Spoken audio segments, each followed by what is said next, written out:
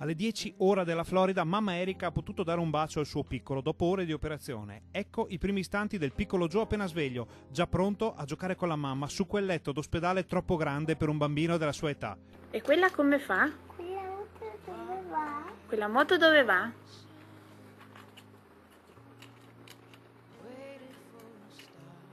Hai sonno?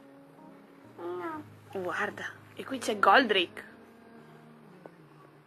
C'è anche Goldrake sul letto di Joe a fargli compagnia assieme all'energia di tutte le persone che hanno accompagnato lui e la sua famiglia fino a questo punto.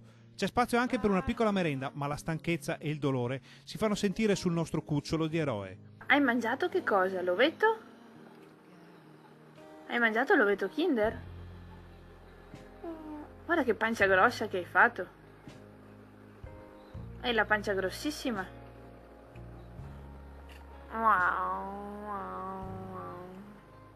Il messaggio che mamma Erika lancia via social è un respiro di sollievo dopo mesi di angosce e timori.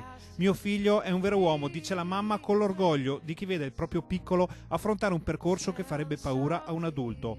Sui social tantissime persone hanno risposto all'annuncio della buona riuscita dell'operazione con un enorme abbraccio che sicuramente darà a Joe, mamma Erika e ai loro cari l'energia di cui hanno bisogno.